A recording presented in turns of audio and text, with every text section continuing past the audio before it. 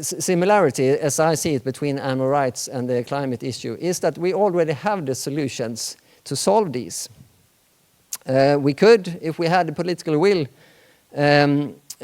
stop the exploitation and slaughter of animals very quickly and switch to a plant-based diet.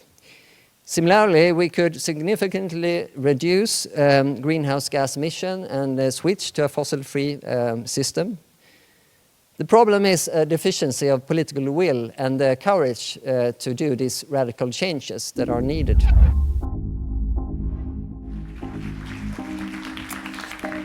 Thank you so much. It's really great to be back here after a few years.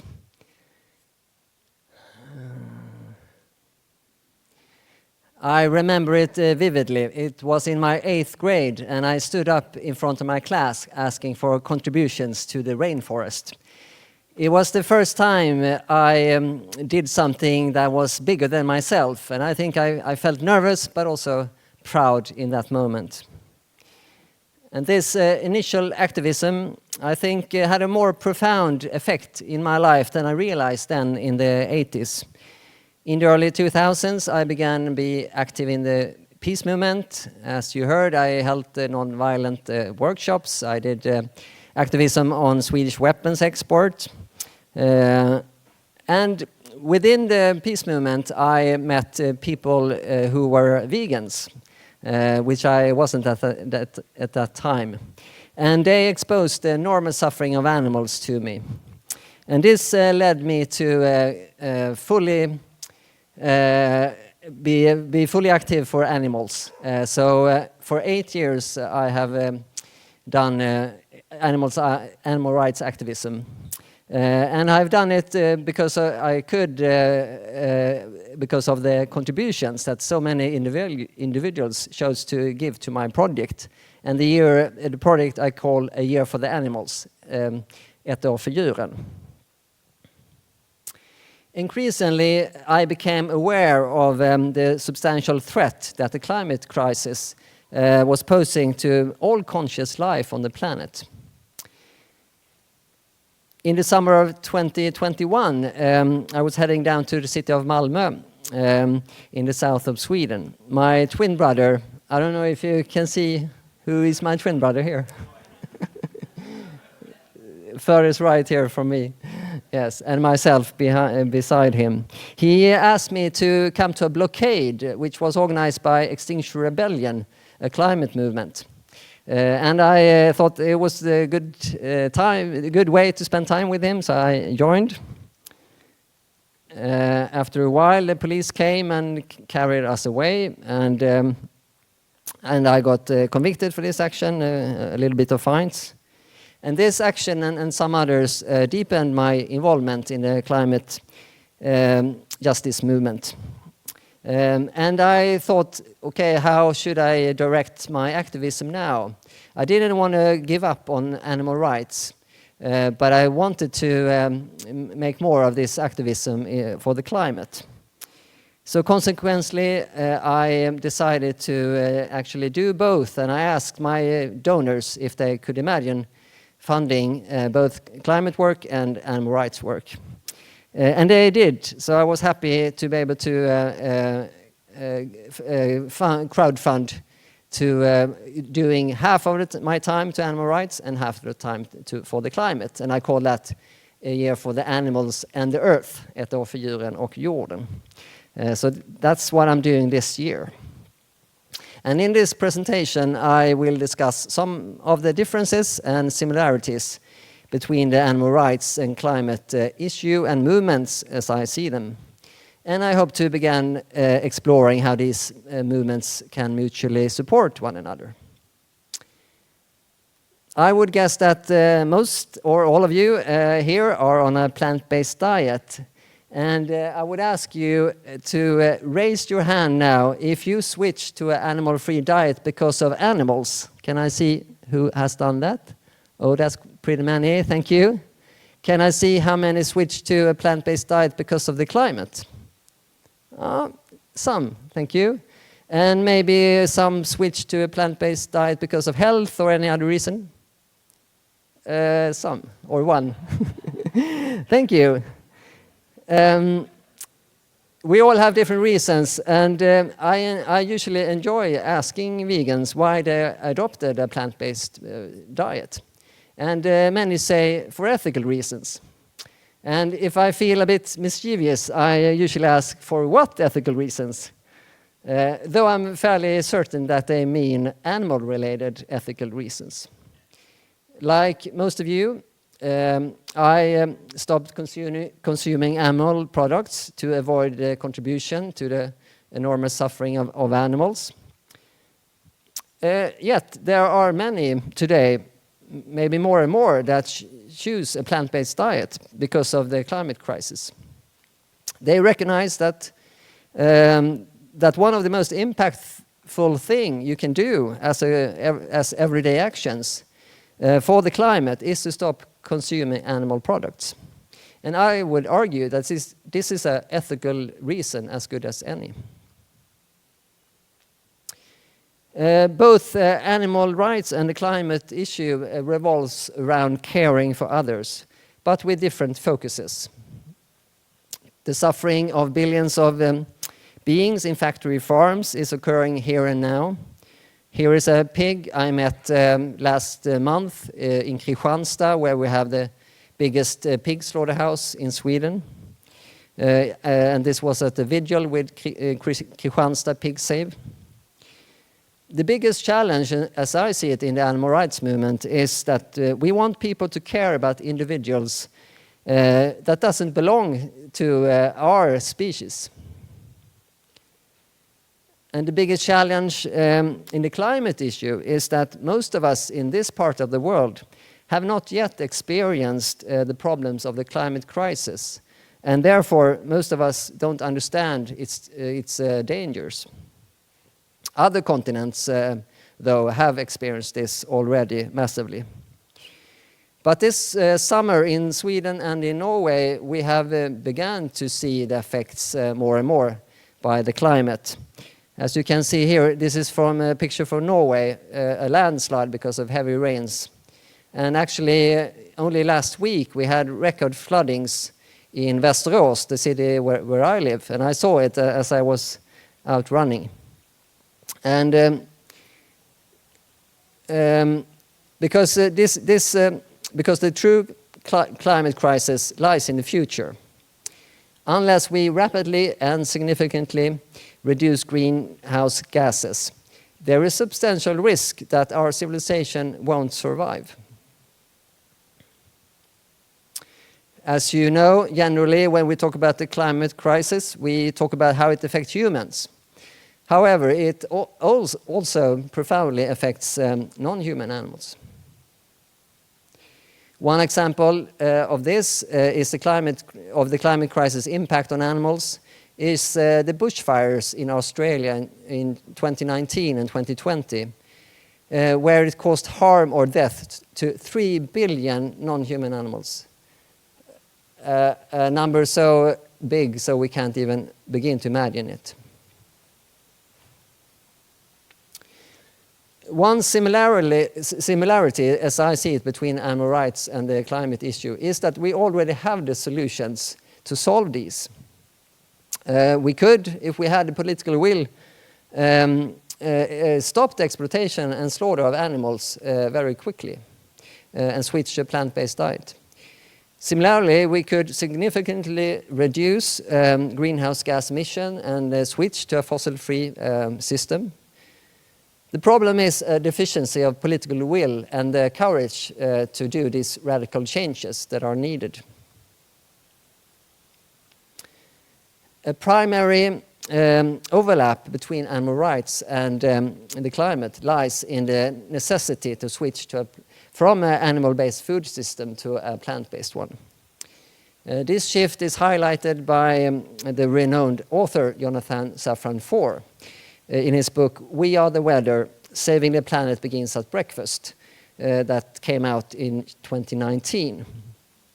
He writes, choosing to eat fewer animal products is probably the most important action an individual can take to reverse global warming. in the book Regenesis, Feeding the World Without Devouring the Planet, released in 2022, George Monbiot writes, switching from a diet that's high in meat to one entirely based on plants would cut greenhouse gases from food by 60%. Just over 1/3 of the world's greenhouse gas emissions are produced by the food system. Now, I know that many animal rights activists get frustrated with these arguments sometimes because they fail to address animal rights. They rightly point out that cutting down on meat and animal products is not enough. To truly advocate for animals, we must transform our perspective of them, viewing them not as commodities, but as individuals with rights. Though I fully agree with this, I also think that regardless of why anyone changes to a plant-based diet, it's always a good thing to get there, to this change, because it saves so many lives, now and also in the future. And we shouldn't forget either that a change in diet can also impact thoughts. After a climate action I was on earlier this year, I took a walk with one of the organizers of this event, and he told me that he has changed to a plant-based diet because of climate reasons. And by doing this change, he had opened up much more for the animal rights ideas that never occurred for him before. And I think this is the reason for this is that when we eat meat, we try to come up with reasons why we should continue eating meat. We have these defenses. But when we switch the diet, this goes away, and we can also change our views and values. During a New Year's Eve party, I had a conversation about climate with fellow vegans who, like me, became vegan because of animal ethics. They told me that they believe that the climate benefits of their vegan lifestyle were so great so they could fly easily once or twice a year. And this, I think, could be an example of negative spillover. It's a concept in psychology where one good action excuses a bad one. But let's have a look at the numbers just to be sure. I took the numbers of a normal Swede. He or she emits 8 tons per person per year in greenhouse gases. And from this, also in average, 1.4 tons comes from food. So you can quite easily see that even if you stayed totally animal-free, it wouldn't reduce very much on the total of this. Compare your footprint with a round trip from Europe to Thailand, which emits roughly 2.5 tons of greenhouse gases by only that trip. And that's more than a full year of eating meat on a daily basis, and quite a lot of meat. How much do we have to go down then? Well, in the Paris Agreement, signed in 2015 at a historic UN meeting, they reached the target that each person should emit no more than 1 ton per person per year to be in the safe, that's the safe limit. So unfortunately, merely adopting a plant-based diet falls short of this goal. Even though individual consumer choices won't save the climate, I think that it makes an important difference, especially when combined with political activism. Such choices demonstrate our willingness to transform now for the sake of preserving a livable future. I don't think Greta Thunberg here would have been such an inspiration to so many if she had continued flying and eating meat. She is a person people look up to, I think, because she walks the talk. It's only on IAA-generated pictures that you can find Greta eating meat.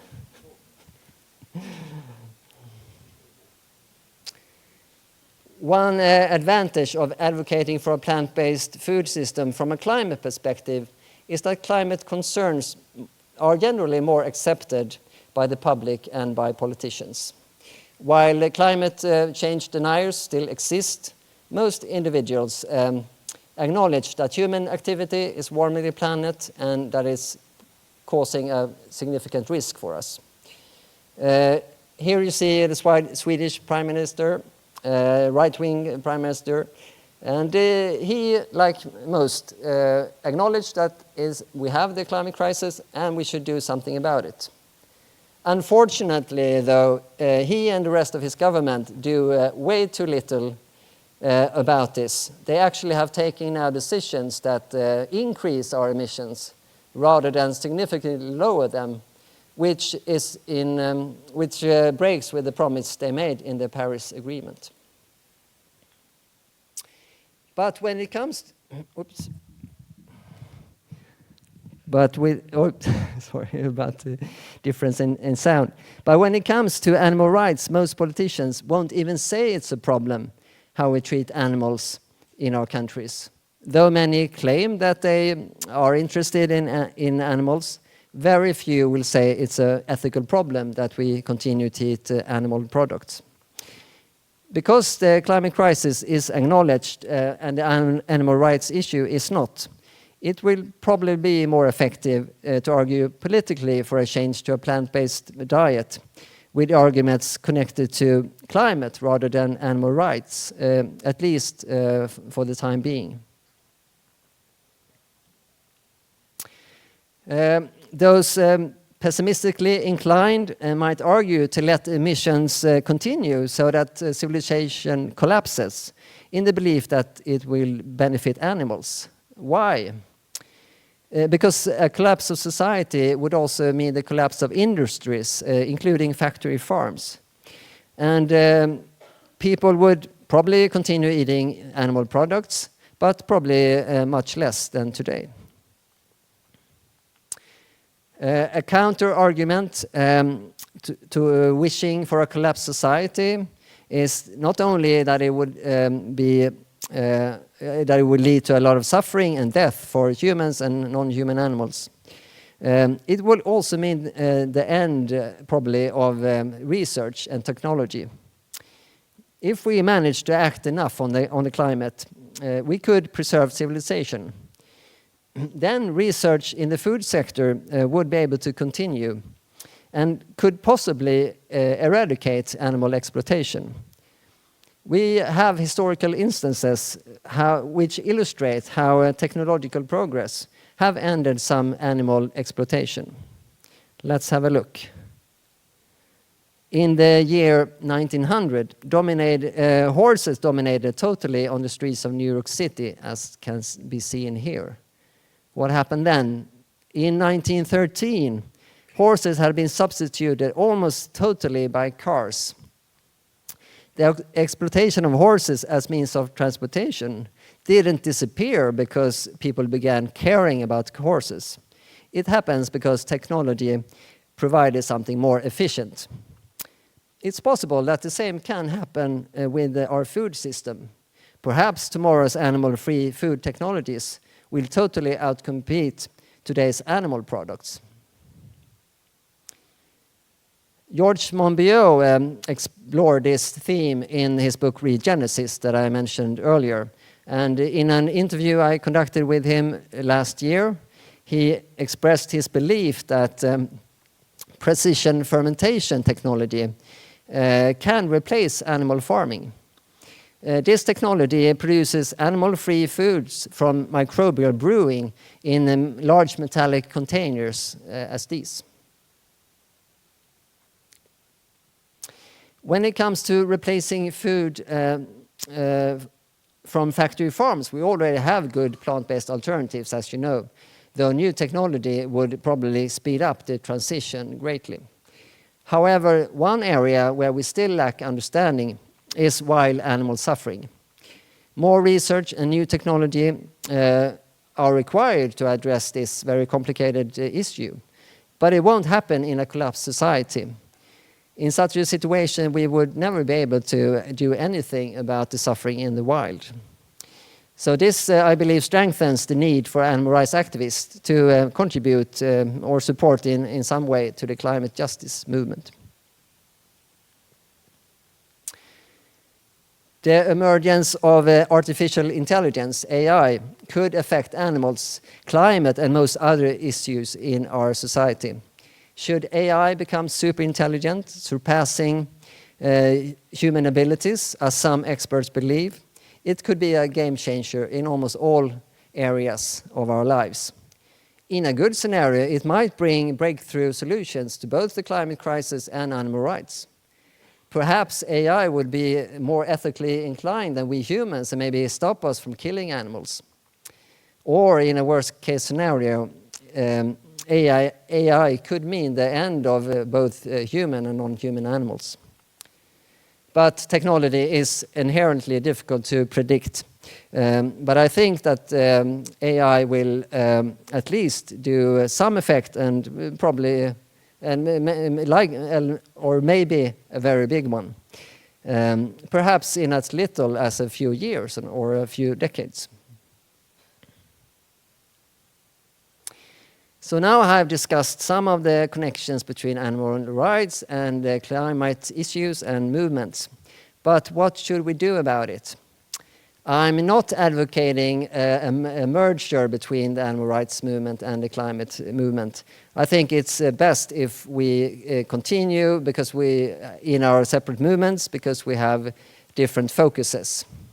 Nonetheless, I think joint campaigns centered around transitioning to a plant-based food system could be a good idea. One notable initiative is the plant-based treaty, launched by Animal Save movement, of which I belong myself. This idea is to push for a shift to plant-based diets in all levels of society. Since my colleague in the Animal Save movement, Leah Godet, will have a presentation on this at this conference Sunday morning, I won't say more than to recommend highly to go to her talk. One collaboration, one example, was when Animal Rebellion Stockholm and Extinction Rebellion Sweden last year joined forces to go to the multinational dairy producer Arla. We went in there uninvited and read an open letter in the lobby, asking them or telling them to switch to animal-free products. And as you can see, poured fake blood on a dairy packet and the earth. Their head of communications came out and listened and talked to us.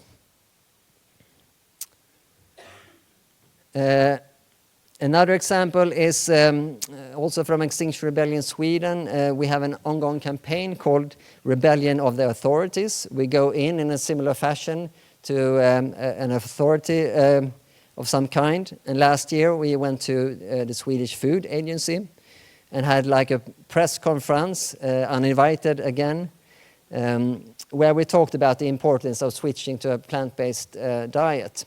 And on the banner here it says plant-based food for health and climate.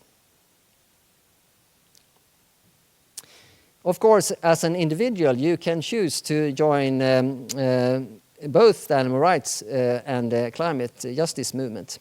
However, I advise joining a movement only if you genuinely care about the cause.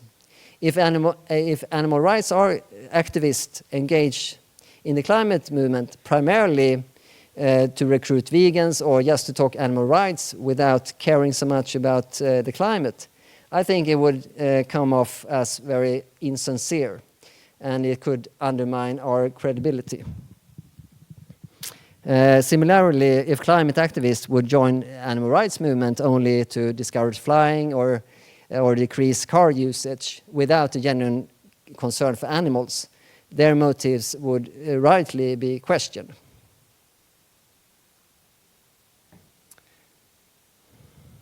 It's still a fact that the climate issue is heavily focused on how it affects humans, and with the goal of cutting down fossil fuels. If you would become part of the climate movement, you can change this by suggesting to include also how it affects non-human animals. And actions also focused on how the animal industry contributes to climate crisis and what we should do about that. In May, I participated in 2 Extinction Rebellion Sweden blockades at the port of Göteborg, which is a hub for Swedish oil export. The first blockade had a health team, as can be seen here. And I was very pleased that the next blockade had a theme of nature and animals. As you can see here, representing the animals with masks. I myself was carried away by the police carrying a donkey mask. I had my trial for this action last week, and I will get my sentence next week. So wish me luck, please. And where do we as individuals end up focusing on animal rights, on the climate, or a bit of both maybe? I hope that we will all see the benefits and the possibilities of strengthening each other's struggles. Ultimately, we have the power to save lives. We can save chickens from exploitation in factory farms, animals from the wild from human-caused extreme fires as a result from climate crisis. I urge us all to transform our food system to something that doesn't scream before we put it on our plates, to something that is both delicious and kind to each individual and to the climate. And let us promise ourselves to strive for a planet where the living conditions are best possible for all human and non-human animals alike. Let us strive to respect and show compassion toward all living beings, regardless if they have arms or wings, whether they are born today or in the future. Thank you so much for listening.